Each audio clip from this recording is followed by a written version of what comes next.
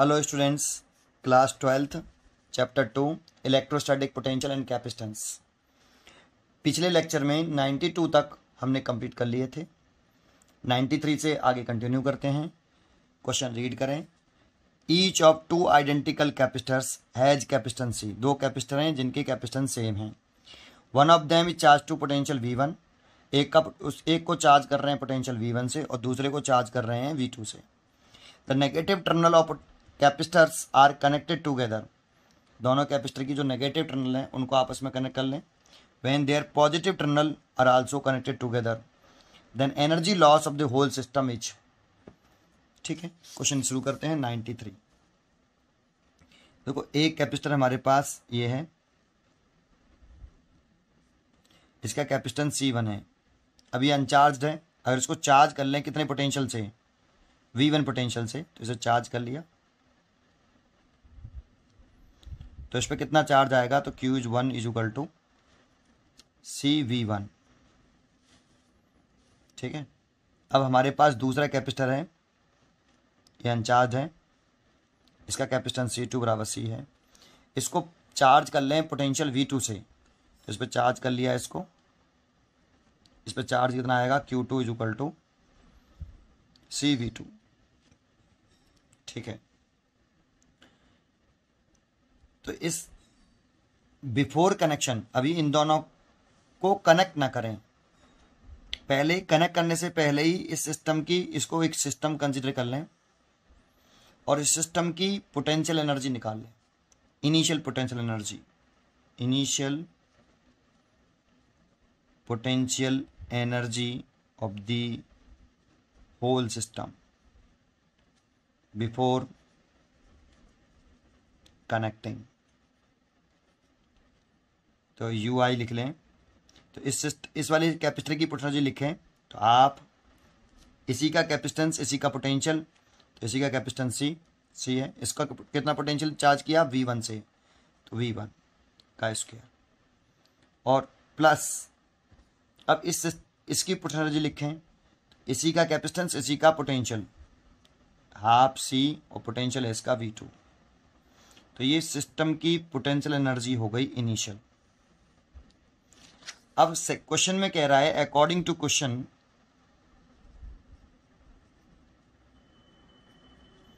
कि इन कैपेसिटर की positive plate को आपस में कनेक्ट कर लो और नेगेटिव प्लेट को आपस में कनेक्ट कर लो। अगर इस कैपेसिटर की पॉजिटिव प्लेट को इस दूसरे कैपेसिटर की पॉजिटिव प्लेट से और नेगेटिव प्लेट को नेगेटिव प्लेट से कनेक्ट कर लें, ऐसे जैसे ही कनेक्ट करेंगे तो इन दोनों कैपेसिटर में चार्ज का डिस्ट्रीब्यूशन होगा, रीडिस्ट्रीब्यूशन होगा।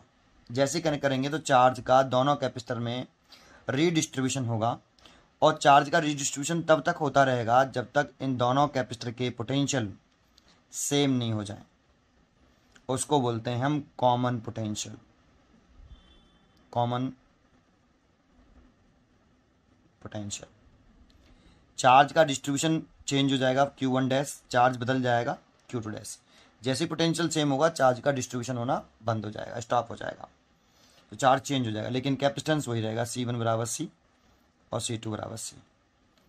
तो अकॉर्डिंग टू क्वेश्चन, अब इस सिस्टम की पोटेंशियल एनर्जी निकालनी है हमें पूरे की, रीडिस्ट्रीब्यूशन होने के बाद, कनेक्ट करने के बाद। तो पहले कॉमन पोटेंशियल निकालते हैं। तो कॉमन पोटेंशियल की वैल्यू कर कैसे निकालते हैं हम, आपको फॉर्मूला याद हो कॉमन पोटेंशियल का, कि V is equal to Q1 plus Q2।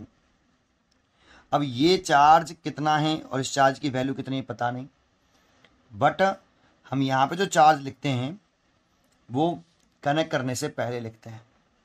तो कनेक्ट करने से पहले कितना चार्ज है मैंने निकाल रखा है, और कनेक्ट करने से पहले कितना चार्ज है वो भी मैंने लिख रखा है। तो इसीलिए C1 प्लस C2, तो Q1 की वैल्यू देखो मैंने अभी पीछे निकाली, CV1, तो यहाँ लिख सकते हो आप CV1 और यहाँ लिख सकते हो आप CV2, और ये C plus C, C1 C2 एक जैसे कैपेसिटर हैं, इनके कैपेसिटेंस इक्वल है। तो आप यहाँ से C कॉमन ले लोगे और ये 2C हो जाएगा, C से C कैंसिल हो जाएगा, तो V1 plus V2 divide by 2।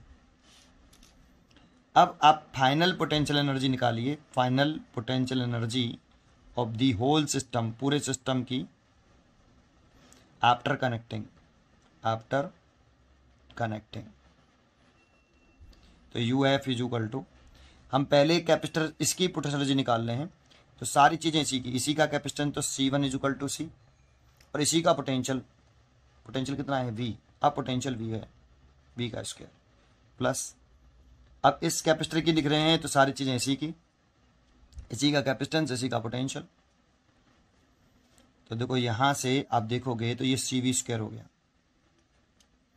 और V की वैल्यू आपने निकाली है ये वाली, पुट कर दें तो V की वैल्यू हो गई V1 plus V2 divided by 2 उसका स्क्वायर, इसका होल स्क्वायर अगर खोल लें तो ये 1/4 हो जाएगा ये C, और ये हो जाएगा V1 का स्क्वायर प्लस V2 का स्क्वायर प्लस 2V1 V2। ठीक है, ये आपका फाइनल पोटेंशियल एनर्जी हो गई। अब जैसा कि क्वेश्चन पूछ रहा है कि then energy loss of the whole system, energy कितना लॉस होगी ये पूछ रहा है। तो एक बताओ हमें कैसे मालूम पड़ेगा ये फाइनल पोटेंशियल एनर्जी है कि लॉस हुई या गेन हुई। अगर देखो इनिशियल पोटेंशियल एनर्जी अगर ज़्यादा आई यूएफ से तो इसका मतलब लॉस हुई। अब ज़्यादा कैसे मालूम पड़ेगी यूआई ज़्यादा है क्या यूएफ ज़्यादा है, तो यूआई में से यूएफ घटाइए, अगर पॉजिटिव आया तो UI is greater than UF, है ना। अगर यूआई ग्रेटर आया यूएफ से तो इसका मतलब पोटेंशियल एनर्जी में क्या हुआ है, लॉस हुआ है। तो आप चेंज इन पोटेंशियल एनर्जी निकाल लीजिए, चेंज इन पोटेंशियल एनर्जी, और इसी को हम लॉस ऑफ पोटेंशियल एनर्जी कहेंगे, लॉस ऑफ पोटेंशियल एनर्जी। तो delta U is equal to UI में से यूएफ घटाएं, अगर ये इसमें से सब्ट्रैक्ट करने पर पॉजिटिव आता है तो इसका मतलब यूआई ज़्यादा है यूएफ कम है, इसका मतलब हुआ एनर्जी लॉस हुई। तो कितनी एनर्जी लॉस हुई है वो निकालना है, तो ये लॉस ही निकाल लें, यूआई की वैल्यू पुट कर दें तो हाफ CV1 का स्क्वायर प्लस हाफ CV2 का स्क्वायर, ये तो यूआई की वैल्यू पुट कर दी, माइनस 1/4 CV1 का स्क्वायर प्लस V2 का स्क्वायर प्लस 2V1 V2, ये यूएफ की वैल्यू पुट कर दी। अब इसमें से सब में से चेक करो आप, तो आपको कॉमन ले सकते हो आप इसमें से, चलो ऐसे कर लेते हैं, कॉमन नहीं ले रहे अभी, हाफ CV1 का स्क्वायर प्लस हाफ CV2 का स्क्वायर माइनस 1/4 CV1 का स्क्वायर, इसका मल्टीप्लाई कर लेते हैं, माइनस 1/4 CV2 का स्क्वायर, और माइनस 2 से ये 2 कैंसिल होगा तो नीचे 1/2 आ जाएगा, और CV1 V2। अब देखो इसमें से इसे सब्ट्रैक्ट करेंगे तो कितना बचेगा 1/4 CV1 का स्क्वायर, इसमें से इसको सब्ट्रैक्ट करेंगे तो कितना बचेगा प्लस के 1/4 CV2 का स्क्वायर, और ये ऐसी की same to same half CV1 V2, है ना। इसमें से 1/4 C कॉमन ले लेते हैं तो ये आएगा V1 का स्क्वायर प्लस ये V2 का स्क्वायर, देखो 1/4 कॉमन लिया है तो 4 ऊपर आ जाएगा तो 2 बचेगा, तो 2V1 V2, ये तो आप देखिए यहाँ 1/4 C और ये हो गया V1 माइनस V2 का पूरे का होल स्क्वायर, ये डेल्टा यू। अब देखो C तो ऑलवेज पॉजिटिव होता है, तो C तो पॉजिटिव, और V1 माइनस V2 का पूरे का क्या है होल स्क्वायर, अगर ये पूरा नेगेटिव भी होगा उसका होल स्क्वायर हो रहा है, तो ये वैल्यू कैसे आनी, ये पूरी वैल्यू कैसी है positive, that means delta U positive आने का मतलब UI is greater than UF, और इसीलिए एनर्जी में लॉस हुआ है। तो इतना एनर्जी में लॉस हो रहा है बेटा, इतना एनर्जी में लॉस हो रहा है, ये लॉस ऑफ एनर्जी। इसीलिए चॉइस देखते हैं इसकी कौन सी आती है, हाफ C, ये तो होल स्क्वायर नहीं है, ये भी होल स्क्वायर नहीं है, ये होल स्क्वायर है, 1/4 CV1 माइनस V2 का होल स्क्वायर, तो C choice is right answer, 93 का C होगा, 93 C is a right answer. 94 की तरफ चलें, अगला क्वेश्चन है 94।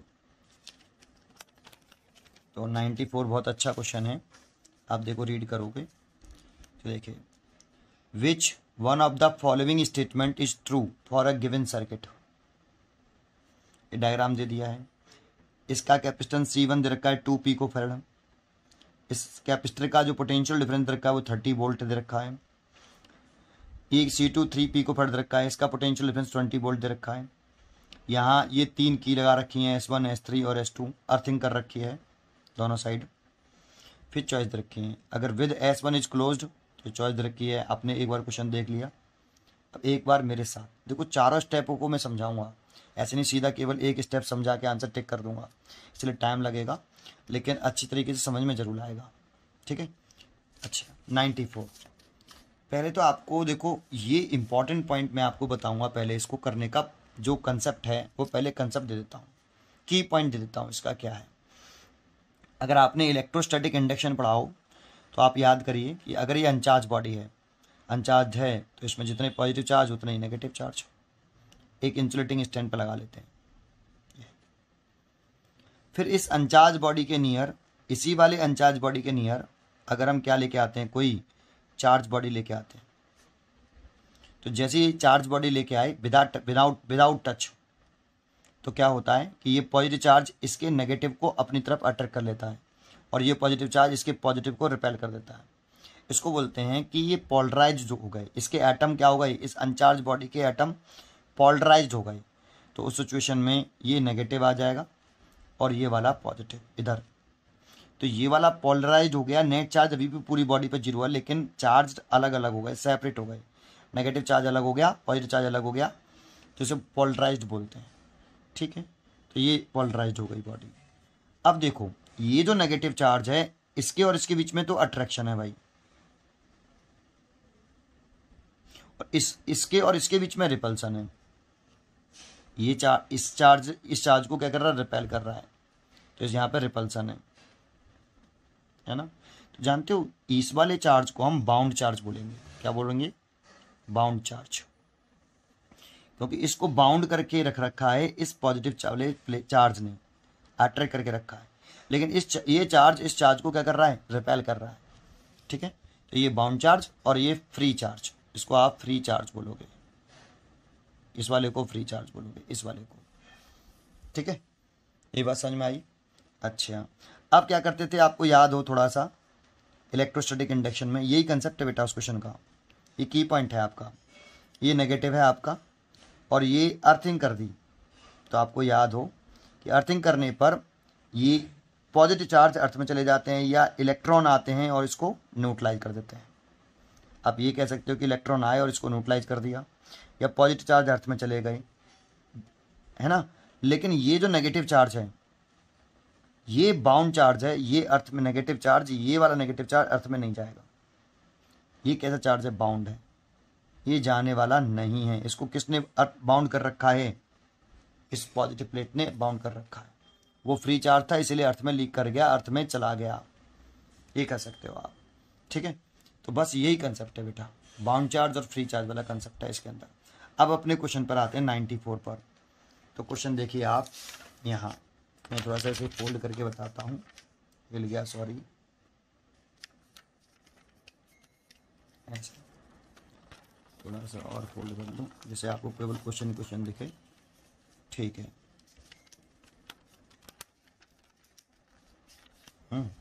ये अब क्वेश्चन देखिए आप क्या कह रहा है क्वेश्चन में, कि आपको यहाँ ये एक स्विच दे रखा है और ये अर्थिंग कर रखी है, देखो अर्थिंग कर रखी है। फिर यहाँ पर एक कैपेसिटर लगा रखा है, ये देखो ये वाला कैपेसिटर। अब देखो इसको प्लेट 1 बोल रहा है, इसको प्लेट 2 बोल रहा है। इस प्लेट पर पॉजिटिव चार्ज है और इस प्लेट पर नेगेटिव चार्ज है। तो एक बात बताओ, ये वाला चार्ज जो है इस नेगेटिव प्लेट से, देखो इधर से तो अर्थिंग अभी ओपन है, इधर से भी ओपन है, देखो ये S3 है, ये स्विच S1 है। अगर मैं इसको क्लोज कर दूं, पहले S1 को क्लोज करने की कह रहा है, विद S1 क्लोज, ए वाली बात कर रहा है, ए वाली बात कर रहा हूं मैं, पहले पॉइंट ए की बात करता हूं, पॉइंट ए की। ठीक है, तो वो कह रहा है क्वेश्चन में कि अगर हम स्विच S1 को क्या कर दें, S1 को क्या कर दें बेटा, S1 को क्लोज कर दें, तो V1 कितना हो जाएगा, V2 कितना हो जाएगा। तो इसको समझा रहा हूं मैं कैसे क्या है। ठीक है बेटा, कॉन्सेंट्रेट करना। तो केवल S1 को क्लोज करने की कह रहे हैं, बाकी का उधर से मतलब नहीं है। तो देखो मैं लिखता हूं कि विद S1 क्लोज्ड, अगर हम S1 क्लोज कर दें, तो कहता हूं अगर मैंने ये क्लोज कर दिया, तो क्या आपको लगता है कि ये जो पॉजिटिव चार्ज है वो इधर की तरफ लीक करेगा, ऐसे अर्थ में चला जाएगा? नहीं जाएगा, क्योंकि ये जो सेकंड प्लेट पे चार्ज है वो इस पॉजिटिव चार्ज को क्या करके रखेगा, बाउंड करके रखेगा। तो ये जो चार्ज है फर्स्ट प्लेट पर वो बाउंड चार्ज है। तो जब S1 को क्लोज करेंगे तो हम यहाँ लिख सकते हैं कि जो बाउंड चार्ज है on the plate 1 will not not change. इसमें जो चार्ज है वो चेंज नहीं होगा। तो आप लिख सकते हो इसमें क्या कि S1 क्लोज्ड, तो the charge on plate P2 on plate 2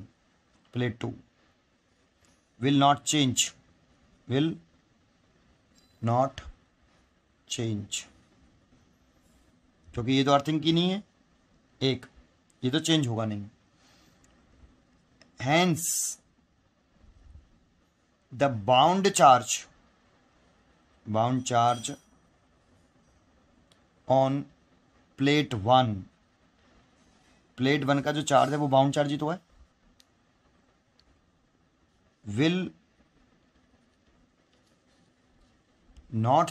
will also not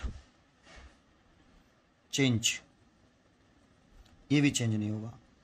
and V1 will remain same, remain 30 volt.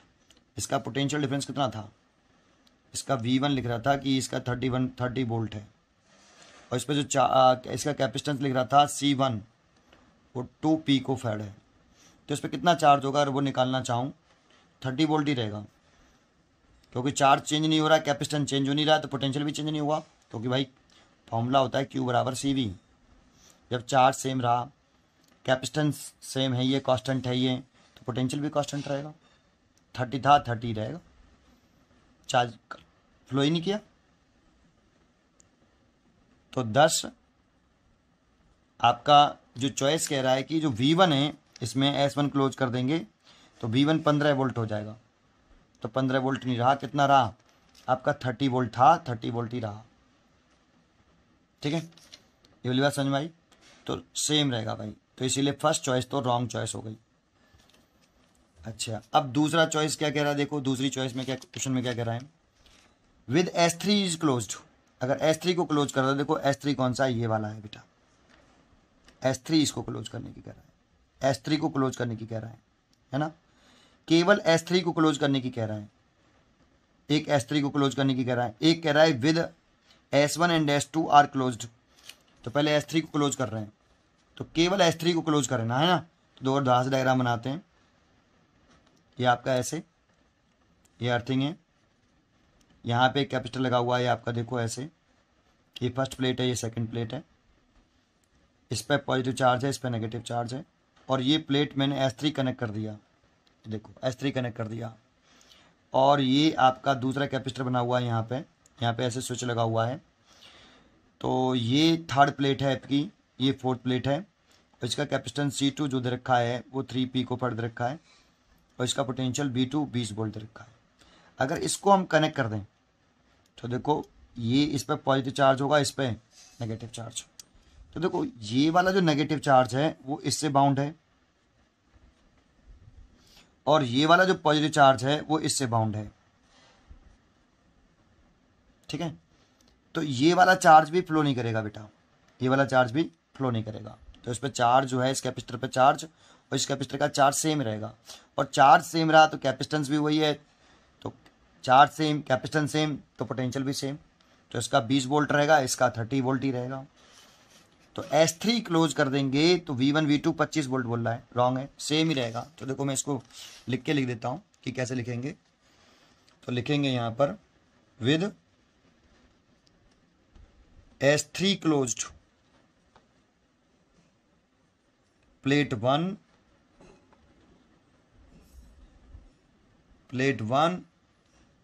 and 4 remain isolated and so charge on them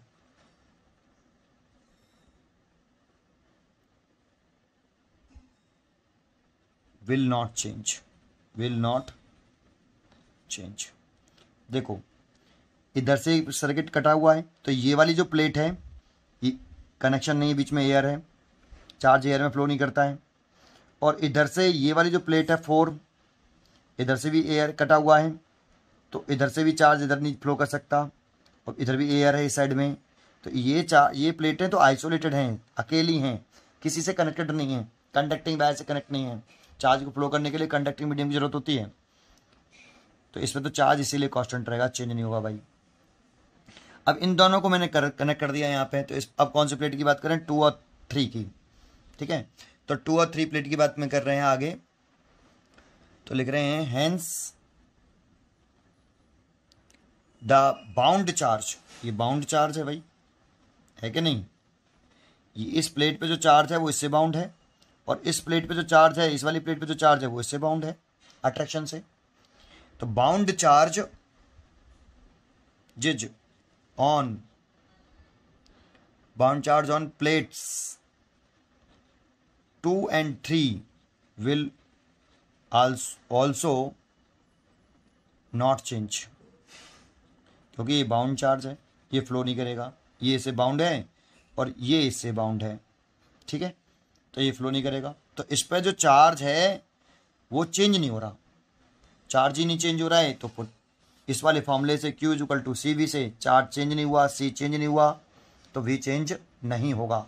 इसीलिए इसका पोटेंशियल कितना था 30 वोल्ट, और इसका कितना था 20 वोल्ट। इसका 30 था और इसका 20 वोल्ट था, तो 30 और 20 वोल्ट ही रहेगा।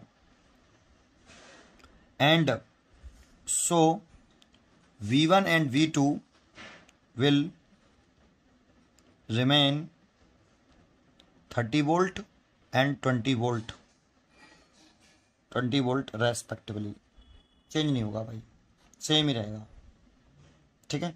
तो इसीलिए हम ये कह सकते हैं कि इसकी जो चॉइस है ये S3 क्लोज करने पर V1 V2 बता रहा है 25 वोल्ट, रॉन्ग चॉइस है। फिर हम अगले वाले पॉइंट पे चले जाएं। इसमें अगला कह रहा है कि S1 और S2 को क्लोज कर दें। तो देखो अगर हम S1 S2 को क्लोज कर देंगे तो ये कंडीशन बनेगी,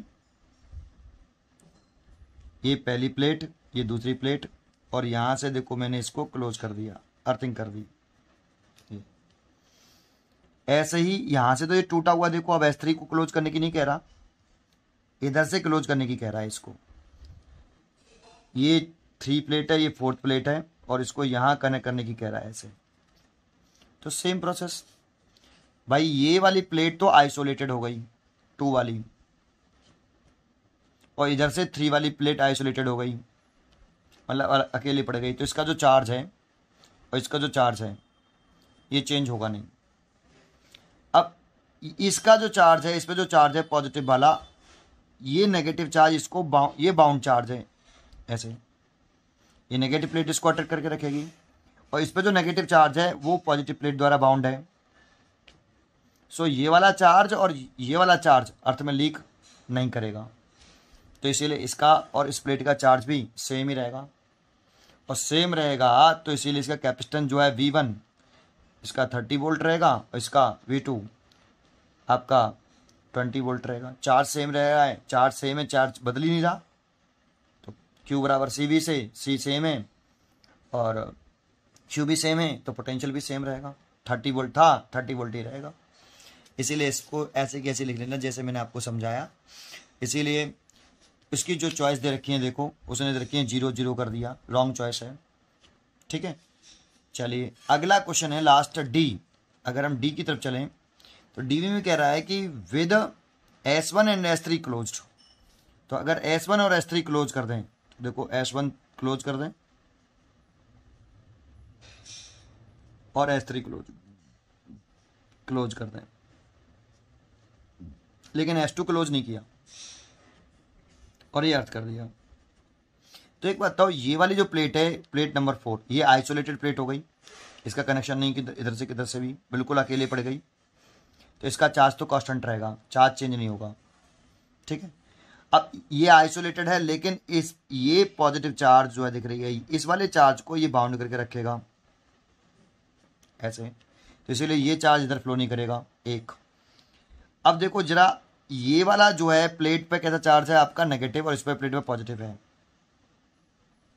तो ये वाला नेगेटिव चार्ज, ये वाला चार्ज है कौन सी प्लेट पर, 1 पर, ये भी बाउंड चार्ज है। देखो ये वाला चार्ज बाउंड चार्ज हो गया और ये वाला बाउंड चार्ज हो गया, ये आइसोलेटेड प्लेट हो गई, तो इसका चार्ज तो कांस्टेंट रहने वाला ही है। और ये बाउंड चार्ज है और ये वाला बाउंड चार्ज है, तो ये अर्थ में नहीं जाने वाला। ठीक है, सो हम ये कह सकते हैं यहाँ पे भी बिल्कुल सेम प्रोसेस से, इसके क्रॉस चार्ज कांस्टेंट है, इसके क्रॉस चार्ज कांस्टेंट है, सो इसका जो पोटेंशियल रहेगा वो 30 वोल्ट और इसका पोटेंशियल रहेगा वो 20 वोल्ट। इसीलिए with S1 and S3 close, V1 30 volt and V2 20 volt. तो यही आंसर करेक्ट है। ठीक है, इसी में दे रखा है 30 वोल्ट एंड 20 वोल्ट, तो ये आंसर करेक्ट है बेटा। आपको समझ में आया होगा, आपको उम्मीद करता हूँ। अच्छा क्वेश्चन था। 95 क्वेश्चन देखते हैं। तो 95 देखिए, 95 a parallel plate capacitor is made by stacking an equally spaced plate connected alternately. If the capacitance between any two adjacent plate is C1, then resultant capacitance H. कितने कैपेसिटर हैं भाई, n कैपेसिटरों से n equally spaced plates हैं, sorry plate है, plate एक parallel plate capacitor made करना है। Plate कितनी है हमारे पास, प्लेट हैं n प्लेट हैं, ये कैपेसिटर नहीं है बेटा, n कैपेसिटर नहीं है। बच्चे समझते हैं कि n कैपेसिटर हैं, क्या हैं, n प्लेट्स हैं। तो n प्लेटों से n-1 कैपेसिटर्स बनेंगे भाई। जैसे एक प्लेट ये हो गई, ये दूसरी प्लेट हो गई, ये तीसरी, ये चौथी। तो यहाँ पर प्लेट तो 4 हैं, 1 2 3 4, लेकिन कैपेसिटर 3 बने हैं, C1 C2 C3। तो 4 प्लेट्स होंगी तो उसे 3 कैपेसिटर बनेंगे। तो ज़रा सोचो, अगर कितनी प्लेट्स हैं, n प्लेट्स हैं, n क्या है, नंबर ऑफ प्लेट्स, तो इससे कितने कैपेसिटर बनने वाले हैं, n-1 कैपेसिटर्स बनने वाले हैं। और इन कैपेसिटरों को आपको किस में लगाना है, पैरेलल में। और इन कैपेसिटर की जो प्लेट सेपरेशन है d और प्लेट एरिया बराबर है, तो सबका कैपेसिटेंस इक्वल होने वाला है। सो पैरेलल में लगाएंगे तो C parallel is equal to C plus C कितने टाइम्स, n-1 टाइम्स, क्योंकि कैपेसिटर कितने बनने वाले हैं, n-1 कैपेसिटर बनेंगे। सो आप लिख सकते हो n-1 C। अगर 2 कैपेसिटर होते तो 2 बार ऐड करते 2C आता, 3 कैपेसिटर होते तो 3 बार ऐड करते 3C आता, लेकिन कैपेसिटर हैं n-1, इसीलिए ऐड करेंगे तो n-1 इंटू C। 2 बार ऐड किया तो 2C, 3 बार ऐड किया तो 3C, 3 बार ऐड कर रहे हैं तो 3 आ रहा है, 3C। तो n-1 बार ऐड करेंगे तो कितना आएगा, n-1 इंटू C। तो चॉइस हो गई आपकी इसकी बी चॉइस, 95 का B is a right answer. अगर हम आगे चलें 96 में, 96 क्वेश्चन, तो 96 क्वेश्चन देखिए आप क्या लिख रहा है। 96 अब फुली चार्ज कैपेसिटर, इंपॉर्टेंट है, fully charge capacitor has capacitance C, fully charge है ना। It is discharge through a small coil of resistance wire embedded in thermally insulated block of specific heat capacity S, mass M. If the temperature of the block is raised by delta T, the potential difference V across the capacitance H. ठीक है, easy है। जानते हो ये capacitor है और ये fully charge है, तो इसके पास कितनी एनर्जी स्टोर होगी, U बराबर हाफ CV²। ये क्या है, energy stored in the capacitor, इतनी एनर्जी ये कैपेसिटर स्टोर करता है भाई। अगर आप इसे किसे जोड़ देते हो, एक रेजिस्टेंस से जोड़ देते हो, तो जानते हो ये जैसे रेजिस्टेंस से जोड़ेंगे तो इसमें करंट फ्लो कराने लगेगा कैपेसिटर। कब तक करंट फ्लो कराएगा, जब तक ये कंप्लीटली डिस्चार्ज नहीं हो जाए। दैट मीन्स ये सारी की सारी एनर्जी हीट एनर्जी में कन्वर्ट ना हो जाए। तो ये सारी एनर्जी किस में कन्वर्ट हो जाएगी, हीट एनर्जी में, तब तक करंट फ्लो कराता रहेगा इसमें। तो एनर्जी कितनी है, हाफ सी वी स्क्वायर है, और हीट एनर्जी कितनी होती है, एम एस डेल्टा टी। ये हीट एनर्जी का आपने फॉर्मूला पढ़ाओ, Q is equal to M, कभी कभी सी भी लिख देते हैं, एस डेल्टा टी। तो यहाँ से पोटेंशियल डिफरेंस निकाल लो, 2 का मल्टीप्लाई कर लो, इस 2 को उधर ले जाओ, तो C v square is equal to m S delta t 2, और वी स्क्वायर निकालना है तो 2 ms delta t divided by, अब कितना लिख सकते हो, सी, और v इज इक्वल टू निकालना है तो v रूल ले लो। ये इतना पोटेंशियल डिफरेंस लगाना पड़ेगा। चॉइस चेक कर लेते हैं। 2mc लिख रहा है, 2ms delta T divide by C root के अंदर, तो ये तो रूट ही नहीं लग रहा है, इसमें भी रूट नहीं, तो चॉइस छोड़ दी। यहाँ सी लिख रखा है, नीचे एस, सी नीचे है, एस ऊपर है। सी कैपेसिटेंस है, एस स्पेसिफिक हीट है, तो इसीलिए इसकी जो चॉइस हो गई वो सी चॉइस, 96 का सी, 96 का सी इज राइट आंसर। आगे चलें तो अगला क्वेश्चन है आपका 97 देखिए।